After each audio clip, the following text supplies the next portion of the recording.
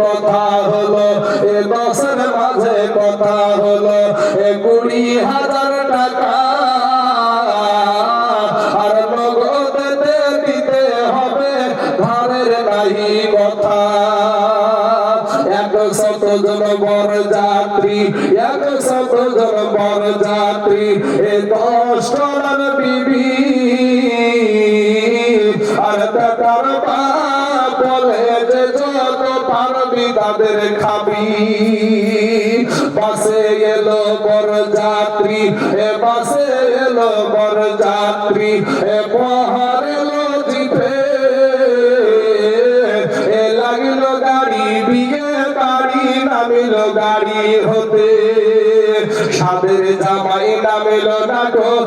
সালার কোলে চেপে বিয়ের বাড়ি আঙ্গিনাতে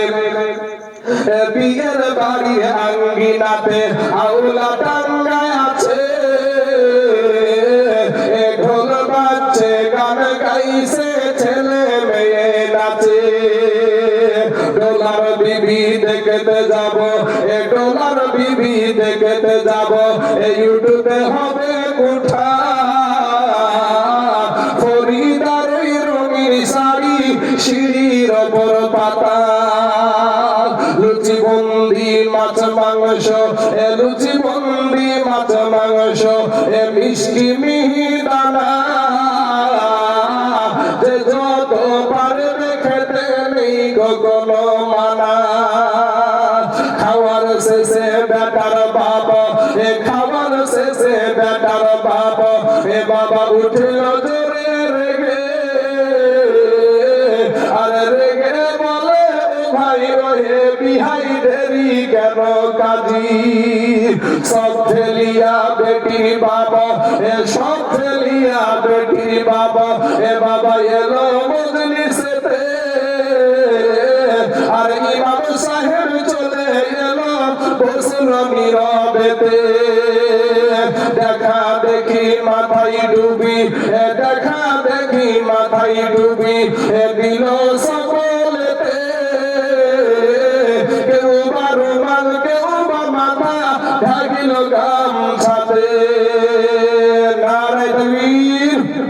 নারে রিসালাত মাসলাকে আলা হযরত উলামায়ে আহলে সুন্নাত উলামা মুস্তাফা রিজভী সাহেব নারে তাকবীর নারে রিসালাত ওরে মাথায় টুপি মুখে দাড়ি মাথায় টুপি মুখে দাড়ি হয়ে মুসলমান টাকার লোভে পড়ে দেখো হলো বেঈমান টাকা পেয়ে বেটার বাবা টাকা পেয়ে বেটার বাবা বাবা গনে হেসে হেসে আর গুনার শেষে বেটার বাপ উঠিল জোরে কেসে কাছে কাছে রেগে গেল কাছে কাছে রেগে গেল কারণ লোকটা দেখি আর টাকা চুরে বলল দেখি রাগিব না গো বাকি বিটির বাপ সবার মাঝে বিটির বাপ সবার মাঝে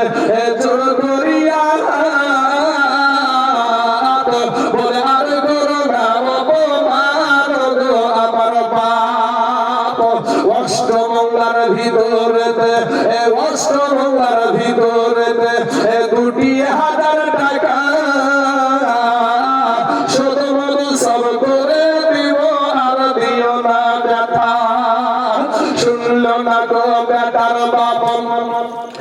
শুনলো না গো বেটার বাবা বাবা লাফিয়ে কেন উঠে আর জান্না হতে সব ফরিদা তাকিয়ে তাকিয়ে দেখে আব্বা মোরে জন্ম দিয়ে আব্বা মোরে জন্ম দিয়ে আর নিজের চোখে দেখে বলে রাগিব না গো জান বিষের বোতল হাতে নিয়ে বিষের বোতল হাতে নিয়ে বাবা খেলো কেঁদে কেঁদে আর কিনে দিল পরে গেল বিয়ের পোশাক পরে সবাই তুমি তৈরি থাকো ইহার জবাব দিতে ভরবে যেদিন আল্লাহ পাক কাল কিয়ামতে লুচি বন্দি মাছ মাংস আজ ফরিদার পাতে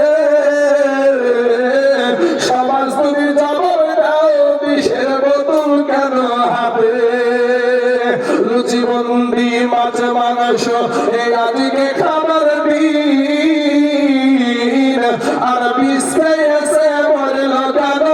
সমাজ জবাব দিন আজ ফরিদা মুখ দেখায়া আজ ফরিদা মুখ দেখায়া হাতে নিবে টাকা সমাজ তুমি জবাব দাও কাফনে কেন ঢাকা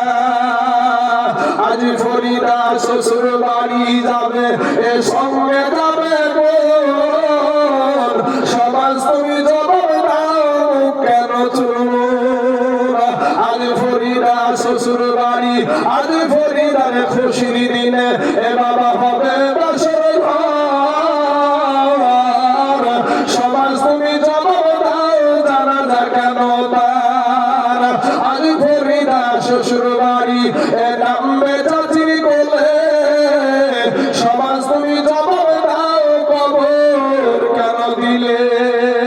ফরিদার মতো দেখো কত সদবা সমাজের ব্যবহারে বাঁচিল জীবন এর জন্য কে বাধাই হবে বন্ধুগণ চিন্তা কর সুধীর সময় নাই এখন বাবা জামাল সোনামানিক আমার ভাই জানাম আমি বক্তা বসিয়ে রাখাটা আমার পেশা না বক্তার সম্মানের সঙ্গে সঙ্গে মাইক ছেড়ে দেওয়াটা আদবের কাজ অনেক বক্তা মাইক বোধহয় জীবনে পায় না বাবা তারা মাইক ছাড়তেও চায় না তো আমি আপনাদেরকে বলি যেহেতু আমার কয়েকটা কথা বাধা